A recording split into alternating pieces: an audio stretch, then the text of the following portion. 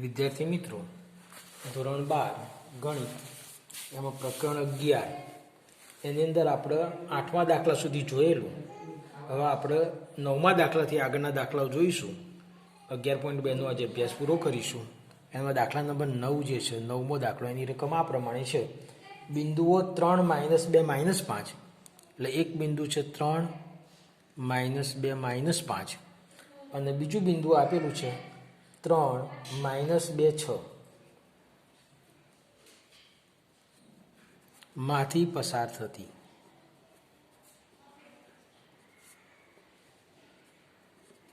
આ બે બિંદુમાંથી પસાર થતી રેખાનું સદિશ અને કાર્તિજ્ય સમીકરણ મેળવો.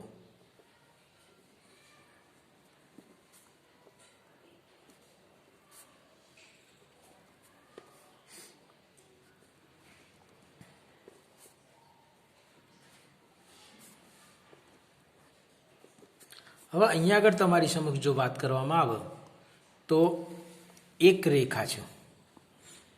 આ રેખા બે બિંદુઓમાંથી પસાર થાય છે. એમાંનું પહેલું બિંદુ છે એને હું એ કહું છું, તો એ છે 3, -2, -5 અને બીજું બિંદુ બી લઈએ છીએ. બી છે 3, -2, 6.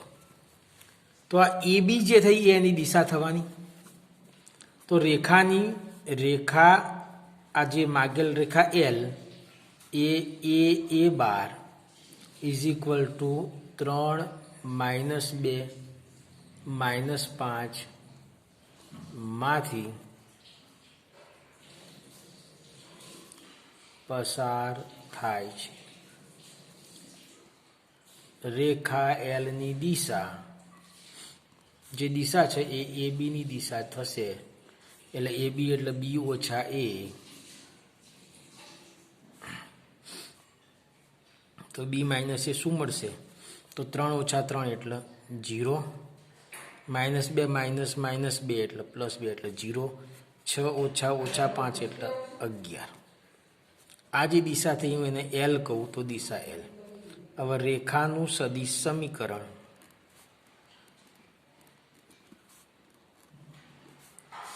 સદિશ આર ઇઝ ઇક્વલ ટુ સદિશ એ પ્લસ લેમ્બડા ઇન્ટુ સદિશ એલ. માટે સદિશ આર બરાબર જે એ સદિશ આપેલો છે એ બિંદુ, તો 3i - 2j - 5k plus lambda into બીજો સદિશ જે છે બી, 0i plus 0j plus 11k.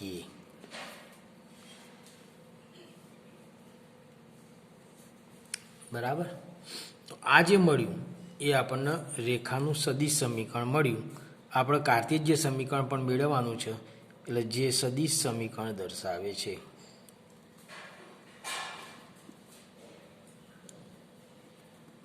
હવે કાર્તિજ્ય સમીકરણ માટે વાત કરીએ તો આર બરાબર xi plus yj plus zk લેતા.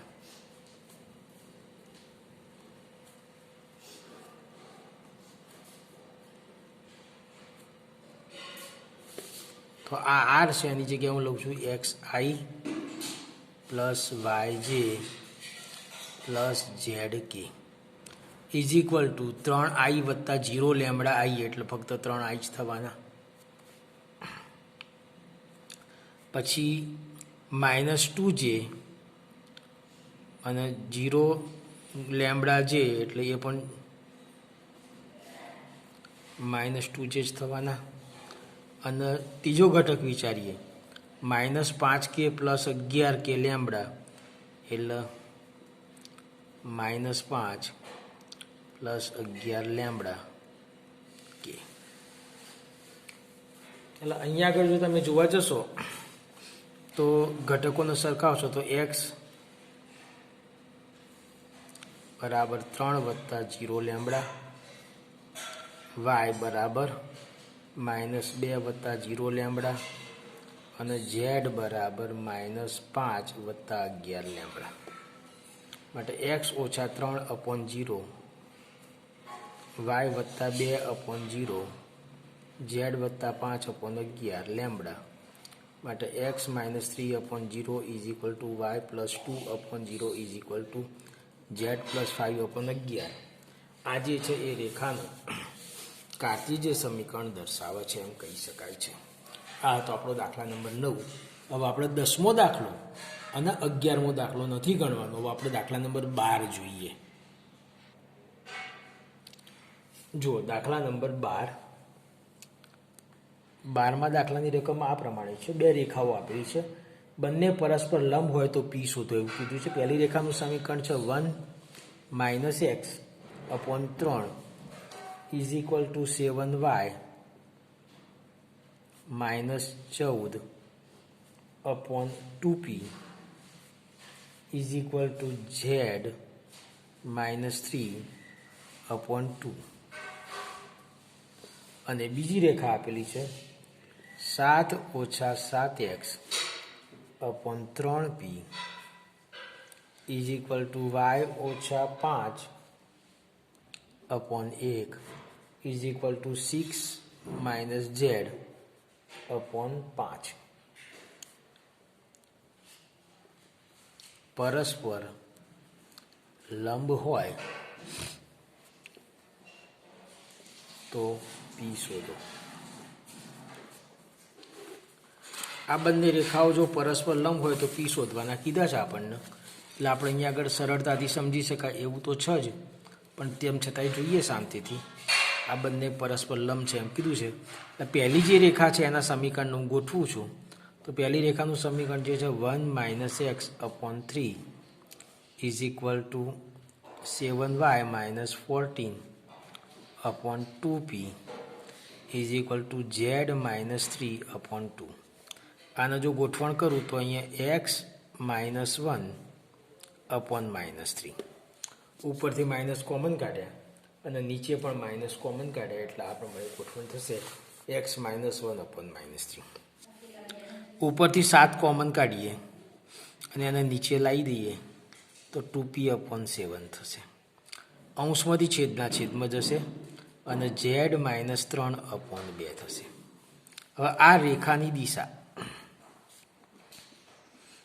એને હું જો L1 કહું તો -3i plus 2p upon 7 j plus 2k થાય. એટલે નીચે જે ઘટકો મળે છે x - x1 upon l, y - y1 upon n, z - z1 upon p જે હોય તે ટૂંકમાં 3 ઘટકો દિશા દર્શાવે છે એમ કહી શકાય છે. એટલે રેખાની દિશા આપણી નક્કી થઈ ગઈ L1.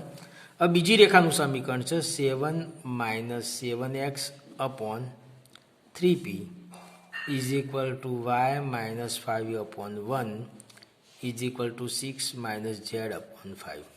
આને પણ આપણે કમ્પેર કરવા 7 કોમન કાઢીને છેદમાં લઈ જઈએ અને માઇનસ કોમન કાઢી લઈએ તો x - 1 upon minus 3p upon 7 is equal to y minus 5 upon 1 is equal to z minus 6 upon minus 5. માટે આ રેખાની દિશા હું L2 કહું છું તો L2 બરાબર થશે -3p upon 7 i plus 1j minus 5k. હવે L1 અને L2 બે રેખાઓ પરસ્પર લંબ હોય તે એમની દિશાને દર્શાવતા સદિશ પણ લંબ હોય અને બે દિશાઓના સદિશ લંબ હોય તો લંબ સદિશની શરત શું છે તો કે ડોટ ગુણાકાર 0. તો આપણે અહીંયા આગળ વિચારીએ કે ભાઈ L1 ડોટ L2. તો L1 ડોટ L2 એટલે L1 એટલે પહેલો સદિશ તો છે -3i plus 2p upon 7 j plus 2k dot -3p upon 7 i plus 1j minus 5k. અને આનો ડોટ ગુણાકાર 0 થાય છે કારણ કે લંબ છે એવું કીધેલું જ છે.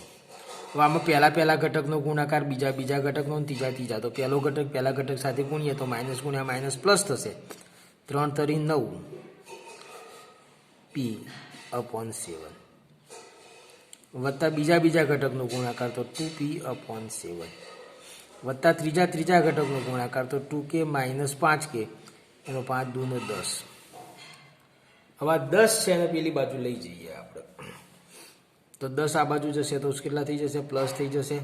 તો 9 ને 2 11p/7. હવે જુઓ અહીંયા 7 ગુણાકારમાં જાય, 7 × 70 ઇઝ ઇક્વલ ટુ 11p. માટે 70/11 ઇઝ ઇક્વલ ટુ p. આ આપણો જવાબ થશે. તો કહી શકાય p બરાબર 70/11 થાય.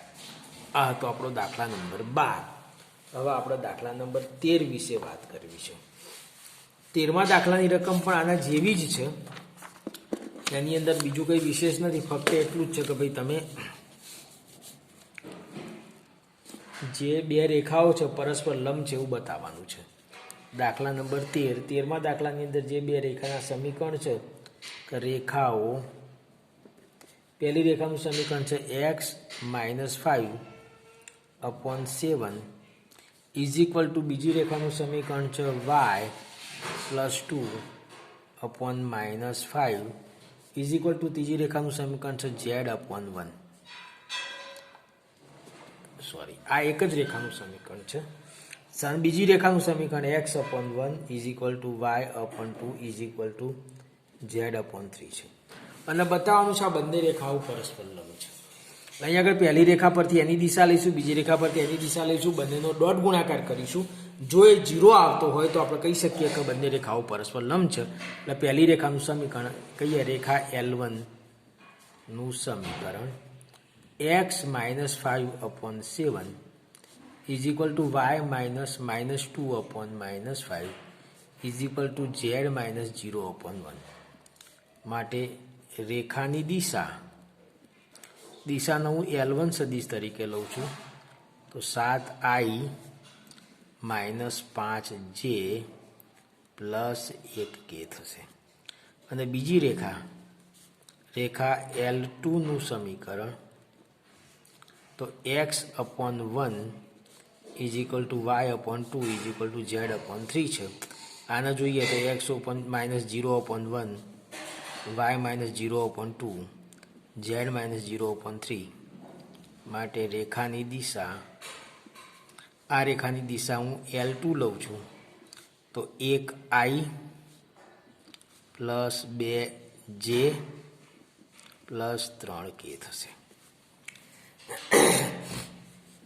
હવે L1 સદિશ ડોટ L2 સદિશ કરીએ. તો L1 સદિશ એટલે પહેલો સદિશ તો 7i - 5j + 1k.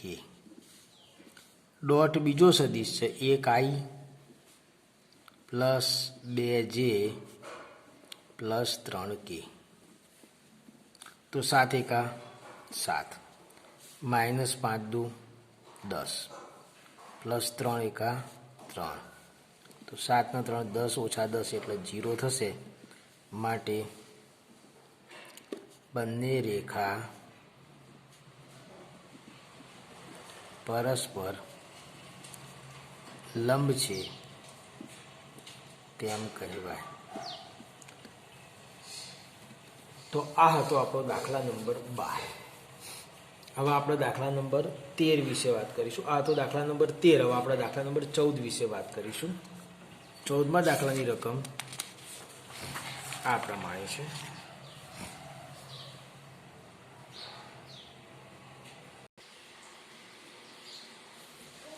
રકમ આ પ્રમાણે છે 14મા દાખલાની. એમાં બે રેખા વચ્ચેનું લઘુત્તમ અંતર શોધવું છે. દાખલા નંબર 14. એની અંદર એક રેખા આપી છે, કહીએ કે રેખાઓ, પહેલી રેખા છે r બરાબર i + 2j + k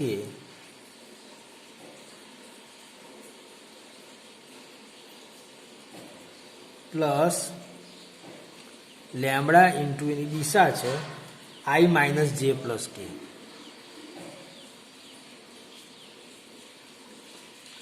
પહેલી રેખા.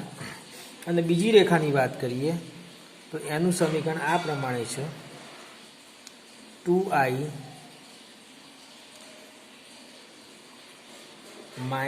- j - k plus μ into 2i + j + 2k. 2i plus j plus 2k. આ બે રેખા વચ્ચેનું લઘુત્તમ અંતર શોધે એવો પ્રશ્ન કરેલો છે. તેમની વચ્ચેનું લઘુત્તમ અંતર શોધો. બે રેખાઓ આપેલી હોય તો બંને રેખા વચ્ચેના લઘુત્તમ અંતરનું સૂત્ર આપણને ખબર છે. તો ભાઈ શું તો કે ભાઈ b1 cross b2 dot a2 minus a1 upon mode of b1 cross b2 આ આપણને ખબર છે. એટલે આપણે અહીં આગળ પહેલી રેખા માટે a1 અને b1 નક્કી કરીશું. એટલે રેખા r is equal two i plus 2j plus k plus lambda into i minus જે પ્લસ કે. આની સાથે કમ્પેર કરો તો a1 સદિશ થશે, આપણને a1 સદિશ થશે i પ્લસ 2j પ્લસ કે, અને b1 સદિશ થશે દિશા પહેલાની તો i માઇનસ જે પ્લસ કે. આ a1 અને b1 પહેલા રેખા પરથી મળ્યા. બીજી રેખાનું વાત કરીએ તો 2i minus j minus k caret plus mu into 2i plus j plus 2k. હવે અહીંયા આગળ આપણે a2 સદિશની વાત કરીએ તો a2 સદિશ થશે 2i માઇનસ જે માઇનસ કે, અને b2 સદિશ થશે 2i plus j plus 2k. હવે આપણે સૌથી પહેલાં b1 ક્રોસ b2 શોધીશું અને સાથે સાથે a2 માઇનસ a1 પણ શોધીશું. તો આપણે વાત કરીએ તો ભાઈ a2 માઇનસ a1, તો a2 માઇનસ a1 કરું તો શું થશે તો કે ભાઈ 2 ઓછા 1i એટલે 1i મળવાનો, માઇનસ 1 માઇનસ 2j એટલે માઇનસ 3j થઈ જશે, અને માઇનસ k એટલે માઇનસ 2k થશે. એટલે 1i minus 3j minus 2k આ આપણને a2 માઇનસ a1 મળ્યું. હવે આપણે b1 ક્રોસ b2 કરીશું. તો b1 ક્રોસ b2 કરીએ તો આપણને ખબર છે i જે કે. ચલો b1ના ઘટકો છે 1 માઇનસ 1 અને 1, અને b2ના ઘટકો છે 2 1 અને 2. i લઉં તો શું થશે માઇનસ 2 માઇનસ 1 એટલે માઇનસ 3i થઈ જશે, માઇનસ 2 માઇનસ 1 એટલે માઇનસ 3i થશે. પછી આગળ વાત કરીએ જે માટે તો 2 એકા 2 ઓછા 2 એકા 2 એટલે 0 જે થઈ જશે. અને કે માટે વાત કરું તો 1 એકા 1 માઇનસ માઇનસ પ્લસ 2 એકા 2 એટલે 3k થઈ જશે. આ આપણને મળ્યો. શું મળ્યું તો કે ભાઈ b1 ક્રોસ b2. હવે આપણે શું કરવાનું છે તો આપણે અહીંયા આગળ સ્પષ્ટ કે આનો ડોટ ગુણાકાર કરીશું. સૌથી પહેલાં pq અંતર લઘુત્તમ અંતર pq બરાબર mode of b1 cross b2 dot a2 minus a1 upon mode of b1 cross b2. ચલો હવે આપણે b1 ક્રોસ b2ના બેનો ડોટ ગુણાકાર કરવાનો છે. તો 3 0 માઇનસ 3 0 3 ડોટ બીજો ઘટક કયો છે a2 માઇનસ a1 તો કે 1 માઇનસ 3 માઇનસ 2 અપોન આ સદિશનું માન એટલે અંડર રૂટ ઓફ રૂટ 3નો વર્ગ એટલે 9, 0નો વર્ગ એટલે 0, રૂટ 3નો વર્ગ એટલે 9. હવે અહીં જોઈએ